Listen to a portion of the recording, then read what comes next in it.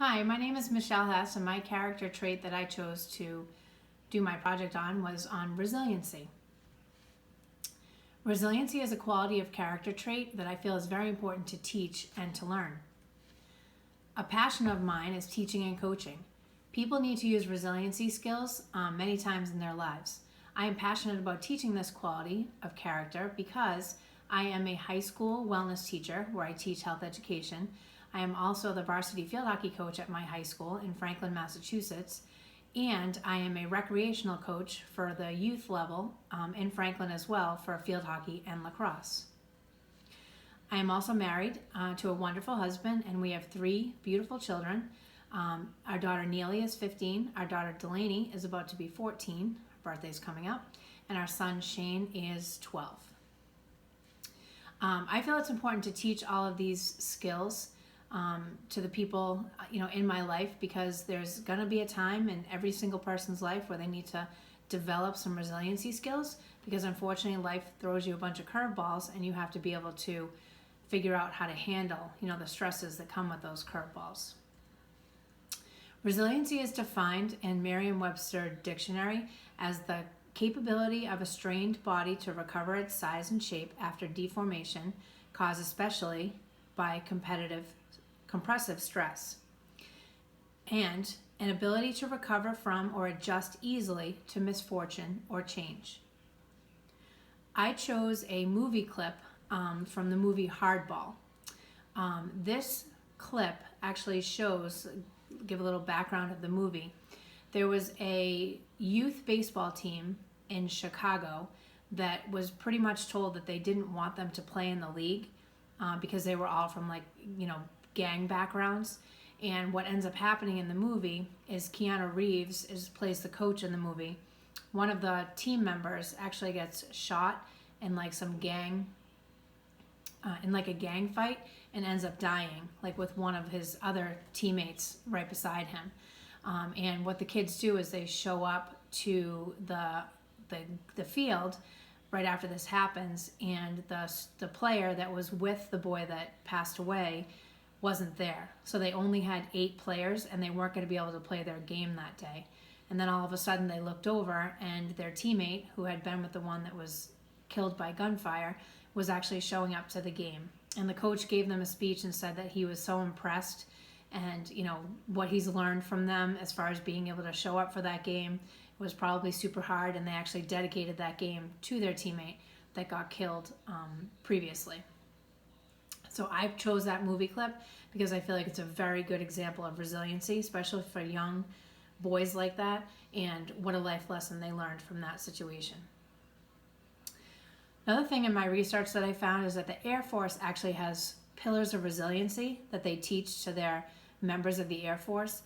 There are 4 pillars. The first one is mental, the second one is physical, the third one is social, and the fourth one is spiritual. So you will see on my slide that the mental pillar actually has to do with awareness, adaptability, decision-making, and positive thinking.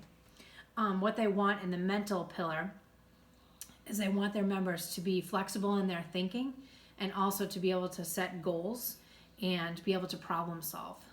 The physical pillar has to do with endurance, nutrition, recovery, and strength. And what they're looking for in that one is that the members of the Air Force actually continue to have good health, and they practice self-care. Self-care is a very important aspect of having resiliency skills, because you have to take care of yourself first in order to be able to take care of others. Social deals with family, communications, connectedness, social support, and teamwork. And that is something that what the Air Force wants is they want the members of the Air Force to have supportive relationships and be able to work together, develop positive emotions, and those are all very important things. And then the last one is spiritual, which is core values, perseverance, perspective, and purpose. Spiritual is an important one because it actually deals with your belief systems, your faith, and you're actually dealing with your meaning to existence, and relationships with God and the universe, or whoever you choose to worship. The reason why I found that interesting is because it's basically feel like the 4 pillars are what we deal with in coaching and teaching. All of those things are very important, and I feel like, it's something that could definitely be used if you were coaching or teaching. The next one is a resiliency wheel, the next slide, and I use that in health education a lot.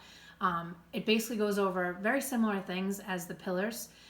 One of those provide opportunities for meaningful participation, which is exactly what we do as coaches, and increase pro-social bonding, which is what we do with our team. We try to make sure that they're all connected. We set clear and consistent boundaries as coaches. We have to make sure that, the kids understand that there are rules, and also they're looking for rules.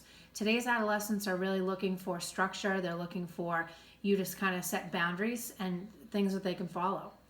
We teach life skills, which is another part of the wheel. Life skills is probably one of the most important things that we teach as educators, as coaches and teachers. We also provide caring and support. We're another adult, a trusted adult that these students can come to in times of need, either a shoulder to cry on, just someone to get some advice from, or someone that they know that, we're on their side. Also set and communicate high expectations. As a teacher and a coach, that's something that we do every single day. We want our students to achieve good grades. We also want our athletes to, become the best player that they possibly can be. The next slides go over something interesting that I found from Boston Children's Hospital. And what it talks about is it talks about resiliency in athletes. And it talks about how to build a resilient athlete. If athletes don't have resiliency skills, they've actually done some research and found that they are more prone to injuries. It's something that, because what it does is the social and emotional elements that dealing with athletics can actually, and life stresses, can put them at more of an injury risk. So they're really trying to teach people to, work together with these athletes and help them to develop some resiliency skills. The next slide talks about how concerned coaches and parents can help. And it talks all about how working with these athletes and making sure that they have resiliency skills in their toolbox. Things that if they're going to experience stress, like what can they do to overcome those challenges? And stress reduction techniques is actually something that they recommended, for athletes to participate in. And I am actually, since finding this research, I am going to add this into my coaching. I already do it in my teaching practice. I'm actually going to add it into my coaching practice because I think it's something important to learn about breathing and relaxation techniques so that they can de-stress, and then that also lowers their risk for injury. The last one was coping resources from Boston Children's Hospital. One of the things was taking thoughtful time off. An example of that is actually this was Columbus Day weekend in Massachusetts, and I gave my team several days off to kind of regroup, regenerate, and get reinvigorated. They told me they wanted to catch up on their sleep, they wanted to catch up on their homework, and I gave them the opportunity to do that. Also creating a good social network, having good people to rely on and making sure that you're bonding with your teammates. And then also working with injured athletes and their resilience. I had an athlete this year that received a concussion, was out for 3.5 weeks, and she shared with me that it was very, very difficult for her to be on the sidelines. And I never really thought about the impact that they can actually have on the athlete. So I'm really glad that I came upon this research, and I'm going to put it into practice. The quote that I chose from one of the required books was I chose the quote from Season of Life, the one that it says, "Joe felt a cool wind whipping across his face and found himself struggling with some of life's most difficult questions. If there really is a God who loves us, how could he allow this to happen? How can there be so much suffering and so much unfairness in the world? What is the purpose of life? Where does real meaning, real value come from?"